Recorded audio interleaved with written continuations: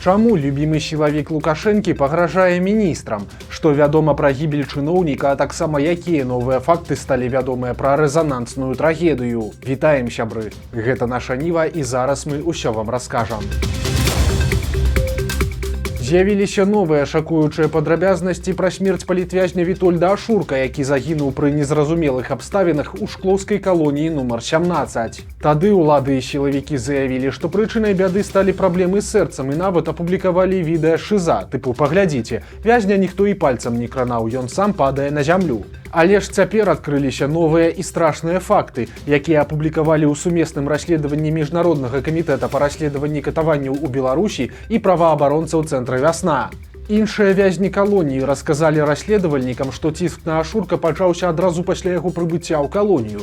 Былі чуткі, што яго нават хацелі адмыслова перавесці ў атрад, дзе адбываюць пакаранне вязні з так званым нізкім статусам. І зняволеныя мяркуюць, што калі інфармацыя дайшла да Вітольда, які быў у ШИЗА, то ён адмовіўся выходзіць з ізалятара, за што падвяргаўся збіццю.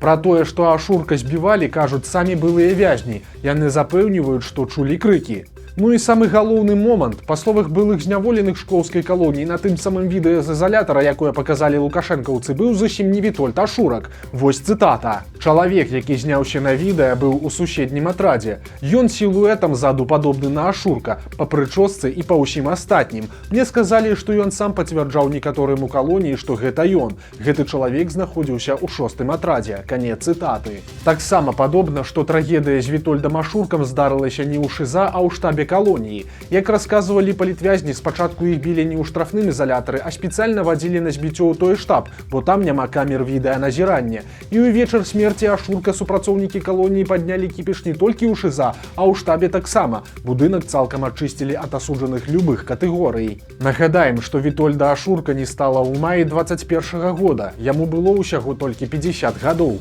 Крымінальную справу па факце смерці так і не распачалі, а сваякоў не азнаёмілі з вынікамі афіцыйнай судова-медыцынскай экспертызы і матэрыяламі праверкі. Пазней следчы камітэт перастаў адказваць на звароты блізкіх Вітольда Ашурка.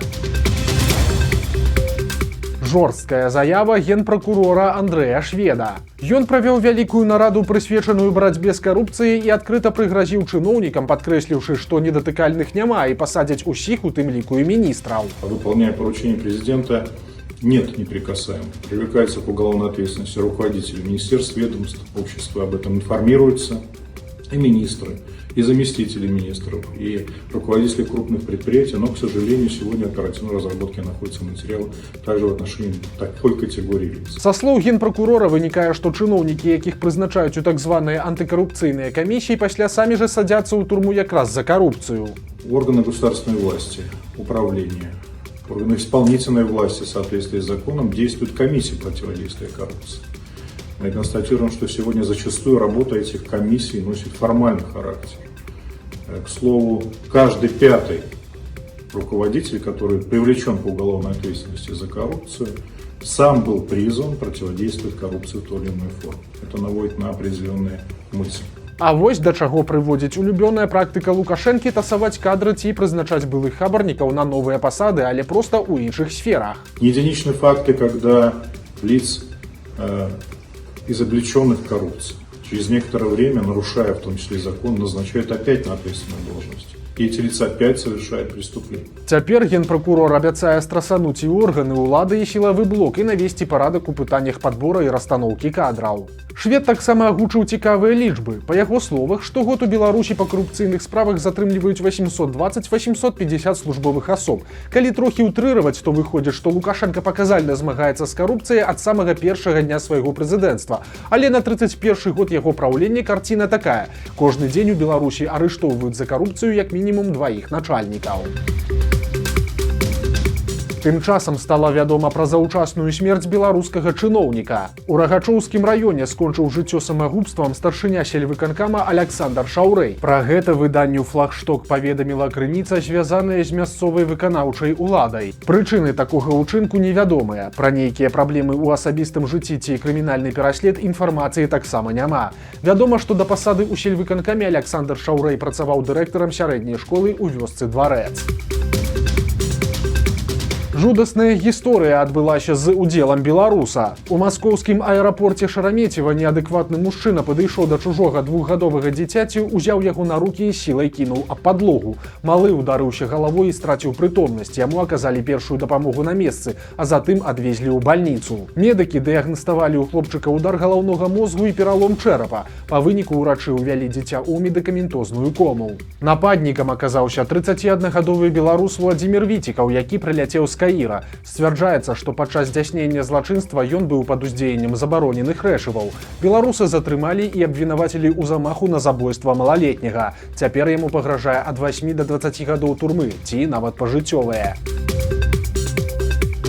Дзікуха адбылася ў Пінску. Там жыхар шматпавярховага дома ператварыў сваю кватэру ў сапраўдны сметнік. Паказалі нават відэа. Кватэра літаральна цалкам забітая хламам і смеццем ад падлогі да столі. У такой антысанітарыі пачынаюць пладзіцца мошкі і тараканы, але ўсе заўвагі суседзяў гаспадар жылля проста ігнаруе.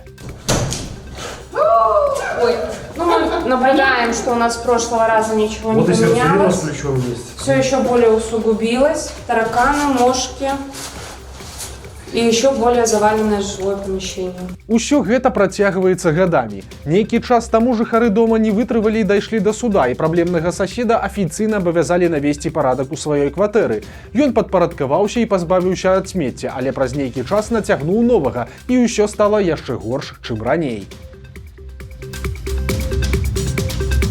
Скардзіцеся ў сацыяльных сетках, тады чакайце на сябе кампрамат. Такую погрозу белорусам озвучил пропагандист АНТ Игорь Тур. Нагнуть государство скандалом уже точно ни у кого не получится. Это всем желающим на заметку. А если нужно будет, то в ответ на публичную неправду от какого-то гражданина государство выкатит неприятную для кого-то, но чистейшую правду, типа того, а чего же вы, гражданочка, желая положенную квартиру, не ведете хозяйство с супругом и не подаете его в качестве члена семьи. Паводле прапагандыста, канцэпцыя сучаснай сацыяльнай дзяржавы і правільнай сацыяльнасці не ў тым, каб задавальняць патрабаванні кожнага, хто звяртаецца, а ў тым, каб камунікацыя дзяржава-грамадзянін была справядлівай. З пункта гледжання прыхільнікаў улады гэта значыць маўклівае і пакорлівае падпарадкаванне любым загадам. Есть решение президента траву на своих участках косить и вообще, чтобы был порядок. Значит, нужен порядок и нужно косить, а не ныть, что косить тяжело, долго и вообще лень. Кому реально тяжело, попросите помощи. Ды і ўвогуле выглядае, што пасля нядаўняй нарады Лукашэнкі пачаўся нейкі рух не ў той бок, бо тады Лукашенко загадаў, каб скаргі ад насельніцтва ўвогуле не даходзілі да яго адміністрацыі, а вырашаліся на месцах. Цяпер жа падобна яго паплечнікі гэта ўспрынялі як прамы загад, што скаргаў ад людзей быць не павінна ўвогуле. Вялікія праблемы з'явіліся ў вядомага беларускага прадпрыемства. Вытворца абутку Белвест знаходзіцца ў вельмі цяжкай сітуацыі. Даўгі кампаніі складаюць амаль 33 мільёны рублёў ці 10 мільёнаў даляраў. Вынікі працы таксама нярадасныя, бо мінулы год Белвест скончыў у мінус і страты склалі мільён беларускіх рублёў. Цяпер на Белвесце працуе прыкладна 2100 чалавек, і як ні дзіўна, яны абараняюць сваё начальства. Работнікі нават склалі калектыўны зварот на імя Лукашэнкі, у якім просяць не звальняць гендырэктара прадпрыемства Юрыя Суманеева. Але як будуць ратаваць Белвест, пакуль не зразумела. Афера, як у сапраўдным галівудскім трылеры. Двое жыхароў Мінскай вобласці правярнулі складаную і хітрую схему і амаль што сталі мільянерамі. Вядома, што аднаму з мужчын 25 гадоў, а яго паплечніку 43. З 21 года яны апрацоўвалі нейкага багатага жыхара Мінска. Змоўшчыкі прадставіліся распрацоўшчыкамі камп'ютарнай гульні і пераканалі сваю ахвяру інвеставаць у іх праект буйныя грошы. У ход ішлі ўсе магчымыя спосабы, нават сапраўдны тэатр.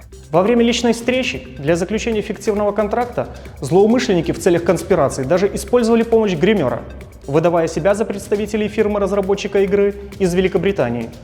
Демонстрировали свою состоятельность, убеждали в знакомствах с миллионерами. Такім чынам махляры выцягнулі са сваёй ахвяры прыкладна 900 000 даляраў, але ўсё скончылася не на іх карысць, бо гісторыяй заняліся сілавікі. Махляроў бралі вельмі сур'ёзна. Па іх прыйшлі ўзброеныя міліцыянты з Губазіка, таксама спецназаўцы і АМАП. Агулам у справе фігуруюць ажно 24 чалавекі, і ў іх кватэрах па ўсёй Беларусі прайшлі вобшукі. Падчас ператрусаў сілавікі канфіскавалі амаль мільён беларускіх рублёў, а таксама 3 дарагія аўтамабілі агульным коштам у 120 000 даляраў. Цяпер махлярам пагражае да 12 гадоў за кратамі. Сталі вядомыя асобы яшчэ некалькіх беларусаў, якія пайшлі ваяваць на баку Расіі і знайшлі сваю смерць. Прычым персоны гэта максімальна розныя. Адзін з іх гэта 42-гадовы вучоны Сяргей Калінцаў, старшы выкладчык кафедры вылічальных сістэм і сетак Полацкага універсітэта, які абараніў у 16 годзе кандыдацкую дысертацыю па геаразведцы. Ад самага пачатку ўварвання ён актыўна падтрымліваў акупантаў, а пасля вырашыў і сам стаць адным з іх, але ненадоўга, бо ў верасні мінулага года Калінцаў загінуў. Яшчэ адзін беларус гэта Іван Кірдзяшкін, родам з Глыбокага. Ён жыў у Расіі і працаваў там ахоўнікам. Пасля ён вырашыў узяць у рукі зброю і быў забіты за тыдзень да свайго 62-га дня народзінаў. Іншы беларус жыў на Берасцейшчыне і нават адзначыўся там гераічным учынкам. У 20-м годзе Уладзіслаў Губей выратаваў дваіх малых дзяцей на пажары, а ў мінулым сакавіку 22-гадовы Губей ужо падпісаў кантракт з расійскай арміяй і загінуў ужо праз паўгода. Улады трацяць мільёны, а вядомыя музыкі збіраюцца выпускаць гарэлку. Стала вядома, колькі бюджэтных грошай сышло на новы праект БТ пад назвай «Першы інфармацыйны». За графічнае, музычнае і дызайнерскае афармленне гэтага новага канала заплацілі больш за 2 мільёны 200 тысяч беларускіх рублёў. Зарабіла гэтыя грошы кампанія Nef Corporation. Яна вядомая тым, што разам з музычным гуртам песняры збіраецца выпускаць гарэлку і пастаўляць яе ў Расію. Называцца напой будзе само сабою песняры, і для яго нават распрацавалі гандлёвы знак. Выглядае ён, праўда, трохі смешна.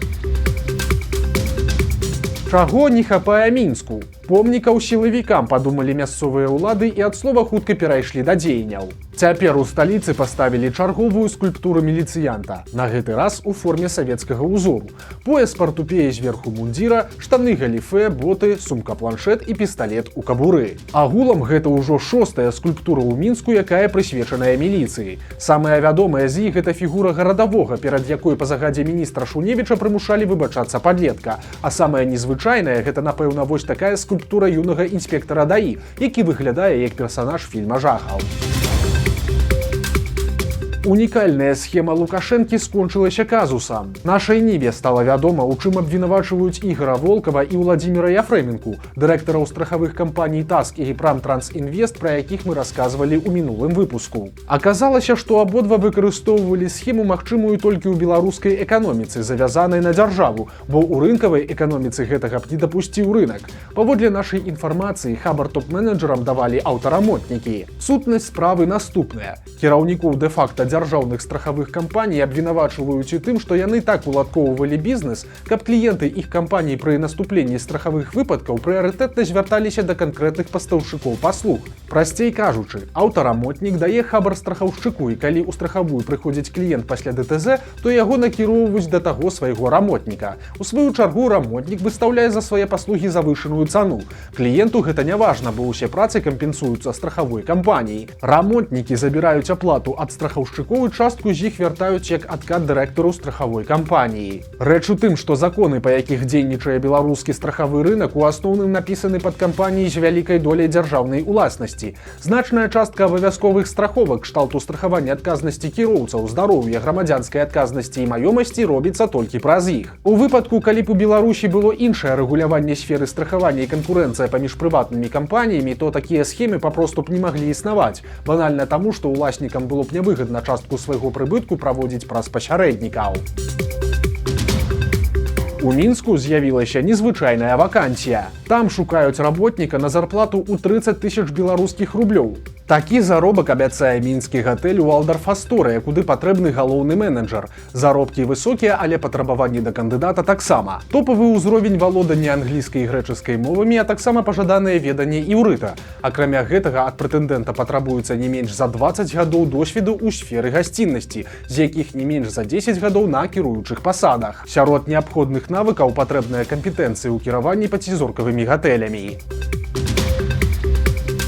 Вось такія навіны аўторка. Падпісывайцеся на канал, стаўце лайкі альбо дызлайкі і выказвайце заўвагі ў каментарах. І, канешне, чытайце нашу Ніву, глядзіце нашу Ніву і любіце Беларусь. Сустрэнемся заўтра.